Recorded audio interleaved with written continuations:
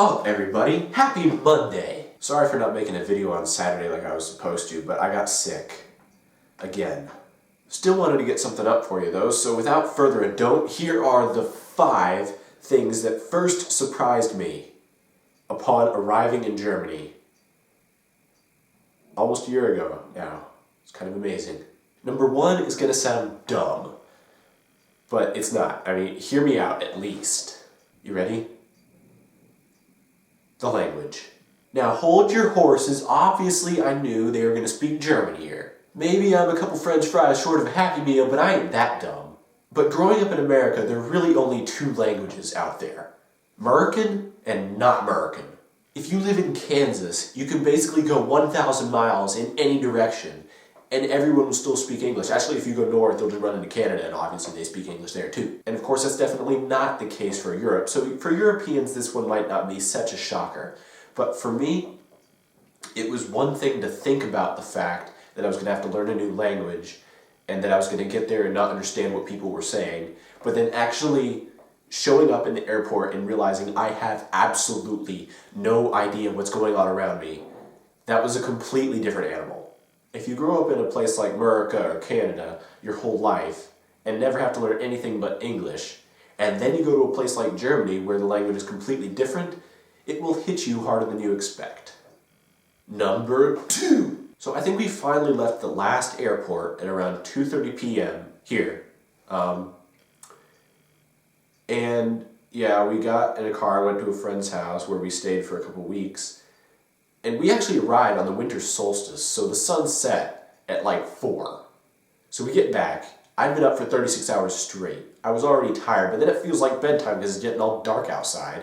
Anyway, so we decided we'd go on a walk just to keep awake until supper and then bed. Oh, bed was so good that night. And what really struck me was how fast those huge 40, 50 foot long buses would go flying up these tiny town roads. And the thing is, this village had 2-lane roads, but there were so many cars parked on the side that it was just a huge bottleneck.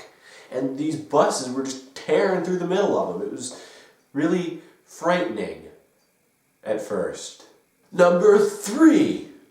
Or do Germans do it like this? I can't remember if they do it like this or this.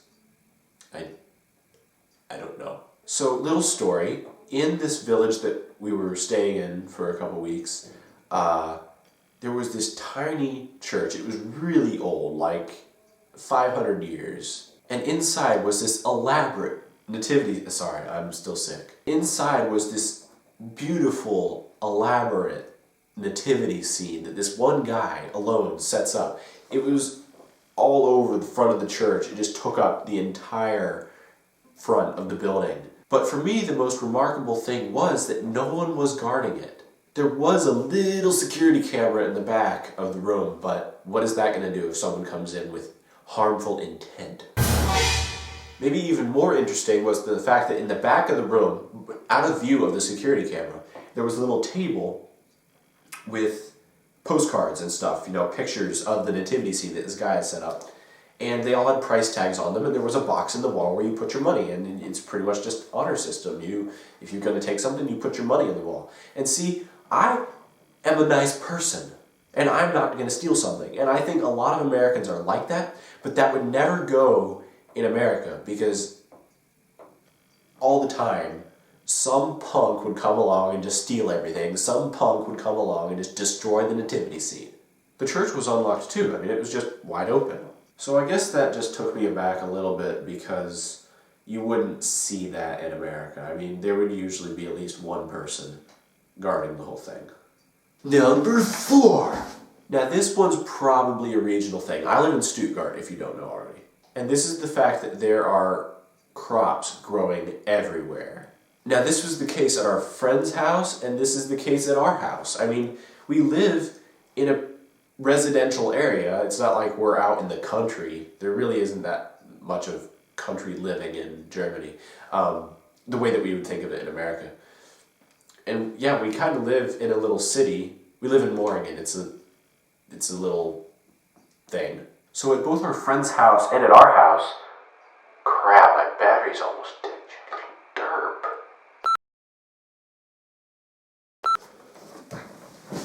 We can pretty much walk straight out our back door, hook a left, walk right down the road, maybe 200 yards, and then there are just miles of fields and forest and crops, and it's pretty awesome.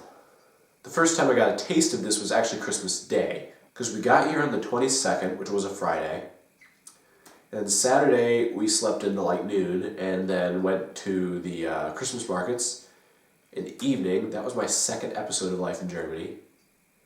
And then the next day, Sunday, and then Monday was Christmas. It was actually really nice out, unseasonably warm, so we just went walking through these fields for a couple hours, and it was very beautiful.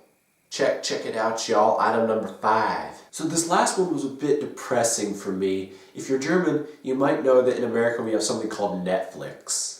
If you haven't heard of it, basically what you do is just sign up, and then for $8 a month you get unlimited online streaming of a whole bunch of TV shows and movies and stuff. And for another $8 you can even have stuff shipped to your house that won't be found online. And yeah, so you can have either or both. We loved it. We used it so much.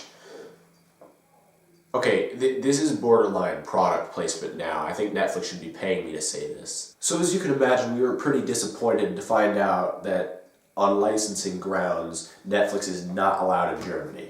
Neither are sites like Pandora Radio, Turntable.fm. I love that site. Also a ton of YouTube videos. YouTube videos are blocked on copyright grounds. Pretty much all of the YouTube videos that are blocked here are blocked because of music copyright. And if it's just music that I want to listen to, I've got Spotify. I would be enraged if Spotify were illegal here. I mean, I would die. I should not say that. That's not funny. So I have a question for you. If you're German or European at all for that matter, and you run into this problem a lot, what is your go-to thing for getting around this? What do you find works well? I don't need it a lot just to get past the occasional YouTube video that's blocked. So yeah, let me know what you use. I'd be very happy to hear what works. Well, that's it for my list, guys. Again, I'm sorry for not getting this video out earlier, but I was sick and I was miserable. If you liked this video, I'd really appreciate it if you show your support by thumbsing this video up, commenting on it, subscribing, and sharing with your friends. It helps out a lot. Sam out.